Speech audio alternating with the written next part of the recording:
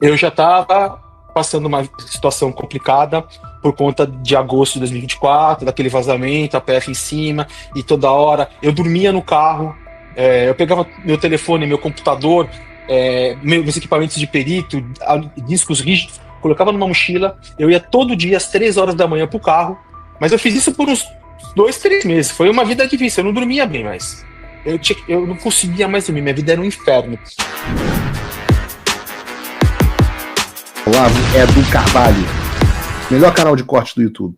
Eu conto imensamente aqui com o like de vocês, que você mande o programa nos seus grupos de WhatsApp, e esses fatos que nós vamos revelar e entender melhor aqui hoje, chegarem ao máximo de pessoas possível. Então, manda o programa para os amigos e manda o programa para os inimigos, especialmente esse, porque esse é o Paulo Figueiredo Show. Vamos falar aqui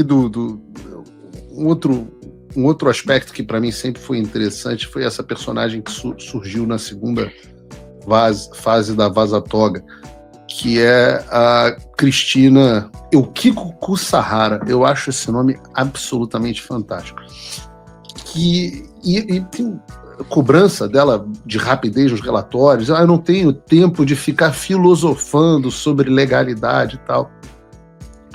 Em março de 2024, você confidenciou a sua, não me lembro se era sua esposa, sua companheira, sua namorada, que você tinha medo, nesse sentido, de ser preso, morto, caso você contasse tudo. Você chegou a receber alguma ameaça ou até retaliação de funcionário do TSE, do STF ou do próprio Alexandre? Não? Além da sua, obviamente, da sua prisão e da sua perseguição aí na Itália? No período que eu estava no TSE, não. A única coisa que dava muito medo é ver a forma com a qual ele perseguia todos, as atitudes que ele fazia, as intenções que ele tinha, porque a pessoa que postou virou inimigo. Então a gente ficava assim, poxa, eu vou sair. O que vai ser? Eu vou sair com que jeito? Não aguento mais, não posso mais. Porque assim, você não tinha a opção de não sair. Era difícil. Então você acha que o Alexandre de Moraes tinha um chefe ou que ele era o chefe de tudo? Você acha que ele respondia a alguém, a um líder supremo, a um reptiliano, ao Gilmar Mendes? Você acha que ele tinha um chefe ou ele é ele mesmo que manda, ele que faz as coisas? Olha, existem muitas pessoas que falam que é o Gilmar que manda, que é o Lula que manda, que já ouvi falar até que dragões negros mandam nele, entendeu? Ele tem uma legião de dragões negros que mandam nele. Já ouvi tudo isso. Mas eu sou sincero com você, pelo pouco que eu tive de contato, pouco mesmo, pessoal, e pela quantidade de contato que eu tive de trabalho, eu acho que é ele mesmo. A maldade vem dele. Sempre tive essa impressão.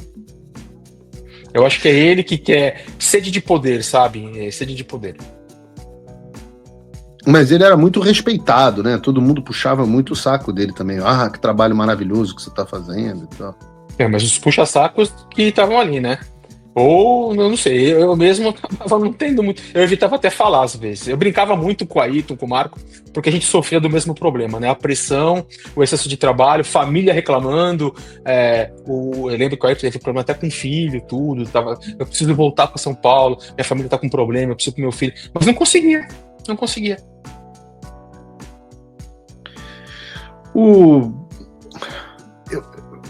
Eu vi várias mensagens que mostram o Ayrton Vieira e o Marcos Vargas, além da Cristina Kusahara, que eles tinham um grupo de WhatsApp para fichar as pessoas, inclusive pelos posicionamentos políticos, as postagens nas redes sociais e tal. Você consegue explicar um pouco melhor o papel de cada um deles nesse processo? O que fazia a Cristina, o que fazia o Marcos Vargas, o que fazia o Ayrton, ou era tudo meio embolado, todo mundo fazia tudo? Só por curiosidade, esse grupo que você fala é o grupo de audiências de custódia ou não? É o grupo de audiência de custódia, sim. Tá. Que decidiu as certidões, quem que ia ser preso, quem que não ia ser preso, do 8 de janeiro. Esse grupo ele foi só criado após 8 de janeiro, mas o trabalho de todos esses personagens já vinha desde o começo. Cristina, na verdade, é o ministro na forma feminina, entendeu? Ela é a pessoa dele, ela que cuida da vida pessoal dele, da agenda dele. Ela é como se fosse, vou dizer, um ser gêmeo que tá ali, mas na versão feminina. Ele faz um trabalho e ela cuida de toda a vida dele. Ela trabalha 24 horas dedicada a ele. Então, servidores, os processos, tudo ela que acompanha. Ela é do TJ de São Paulo, né, Tribunal de Justiça de São Paulo, e já está há muitos anos com o Alexandre de Moraes. Então, ela coordenava os trabalhos que estavam acima de mim e do Ayrton, porque ali tinha uma série de processos. Ela é chefe de gabinete do STF, do Alexandre de Moraes. Então, tudo ficava centralizado nela, as coisas confidenciais com ela, e o ministro pedia, Cristina, acredito eu, né? Como tá isso? O Ayrton já fez? Eles acabam falando com ela ela falando com eles e eles falando comigo. Então, ela era a líder, ela respondia ao Moraes e ela acabava coordenando os trabalhos. Já os juízes eram juízes, eles eram juízes assessores, né? Faziam as minutas, faziam as decisões, pediam os trabalhos, óbvio que por pedido de Alexandre de Moraes. Você sabe disso, que muitas das sanções aplicadas não só ao próprio Alexandre, mas como as pessoas ali no entorno que tiveram seus juízes cancelados, muitas foram feitas com base nos seus depoimentos, nos materiais da Vaza Toga e por aí vai. Mas eu te pergunto se há algum indivíduo relevante no TSE. O Marcos Wagner já teve seu visto cancelado, aí o Kiko também, o Zé Levi também, o Ayrton também. Tem alguém mais no TSE relevante neste papel, nessa estrutura, que não tenha sido alvo de sanções, mas que, na sua opinião, está se safando, merecia ser sancionado? Tem juiz que não está mais lá, que é o Rodrigo, que trabalhou também efetivamente nisso, foi indicado pelo Pacheco para trabalhar no gabinete do Moraes, isso eu fiquei sabendo. É um juiz lá do TRF de Belo Horizonte. Ele substituiu o próprio Ayrton na saída do Ayrton, se eu não me engano, em janeiro de 2023, ou um pouco depois. Você lembra o Permaneceu... sobrenome dele, Rodrigo? Pessoa. Rodrigo Pessoa. Uhum. Que era um juiz. Agora eu teria que ver, tem bastante personagens, mas eu precisava ver e olhar de novo. Quais seriam de fato mais direto dentro do trabalho. Se for parar para pensar, tem bastante gente, mas precisa ver qual que é o contexto que vai se fazer isso. O que eles precisariam ter feito para que isso fosse de fato relevante para a sanção para você. No seu caso, qual o trabalho que eles desempenharam? Porque se for pensar em quem mandava mandava as postagens, tem bastante. Fala pessoal, tá gostando desse vídeo? Não esqueça de deixar o seu like e se inscrever no canal Olavo Edu Carvalho para receber notícias quentíssimas todos os dias. Isso ajuda demais o nosso trabalho e o YouTube irá recomendar para mais pessoas. Talvez esse Capitão Macedo, talvez a nora da Miriam Leitão, a bruxa. A bruxa, possivelmente.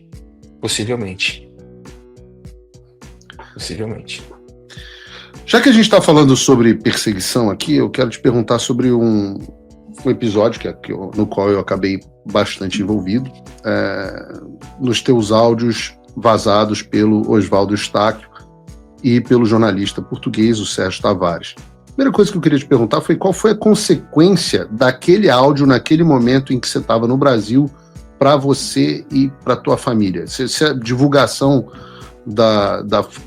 indevida da fonte, por jornalista que deviam ter mantido em sigilo, te colocou em algum tipo de perigos, alguma circunstância que pudesse até impedir toda essa delação que você está fazendo hoje em dia? Como você já sabe, eu já até conversei com isso fora das telas, existia um planejamento até para fazer denúncia, para eu depois com o tempo sair do país. A gente já está tudo em curso, a gente já vinha vendo isso há mais de um ano. E assim, aquele fato do Eustáquio, aquela conversa não era de dezembro, aquela conversa era de agosto de 2024, entendeu? Tem algumas modificações ali. E eu, quando percebi, não sei se é verdade ou não, mas aos meus olhos, eu notei que se falava muito de Pix. Falei, tá querendo que eu vá para lá para fazer Pix. E eu não quero isso. E outras pessoas já tinham me alertado, cuidado, vai devagar, cuidado. Nem você falou, tem alguns problemas, né? E eu liguei meu alerta e falei, não atendo mais. Ele não ligava no meu telefone. Ele não ligava. Ele me procurou no Instagram com mensagem, como ele continua procurando, Ele mandou. Aí eu passei o telefone da minha esposa e ele ligou pra ela, nunca no meu telefone. Eu falei, eu não vou dar meu telefone. Porque o dela eu podia trocar, o meu não, entendeu? O meu já tinha anos, muitos contatos. Dela não, podia trocar. E ele aproveitou, como eu sumi, ele me procura muitas vezes, agosto, setembro, outubro, novembro, e eu não respondia. Não respondia. Simplesmente a gente não respondia. Aí chegou em fevereiro, na verdade chegou em janeiro, eu encontrei uma promoção, umas passagens baratas para a Itália. Eu tinha aqui na época a casa de um amigo, um apartamento de um amigo que eu podia ficar, então não tinha custo de hotel, de casa, eu podia ficar 15, 20 dias de boa, até mais. Aí eu comprei as passagens, vou para Itália, vou ficar 20 dias na Itália, passeando lá, pegar um pouco desse friozinho, até mesmo porque a minha filha mais velha, ela termina esse ano o ensino médio, né? E ela vai fazer a faculdade. Eu falei, a gente já olha as faculdades, veja o local, tudo, para eu migrar. Eu pretendia mudar, o Figueiredo. Eu pretendia mudar agora em outubro, novembro, vir para cá, para que deixasse mais ou menos que encaminhado para ela vir no ano que vem. Só que essa viagem ela postava, e nós fomos embora para São Paulo. Foi uma viagem de passeio, de lazer. Eis que eu sou deparado com aquele vazamento dizendo que eu conversei com ele em dezembro, que eu recebi uma proposta do ministro, que eu recebi um dinheiro, que não sei o quê, papapá. Bom, disparou, cara, o processo. O processo do Moraes começou. Eu lembro que foi. Alguns dias depois foi o teu indiciamento. Não, exatamente, foi coisa de 3 dias, se eu não me engano. Meu indiciamento foi no dia 1º de abril de 25. E a PGR, o Moraes abriu a palavra para a PGR se manifestar com relação ao indiciamento, denuncia ou não, no dia 2 de abril de 2025. E quando quando vazaram essas reportagens? Esses áudios? Foi uma semana antes. Não, os áudios são de agosto de 2024.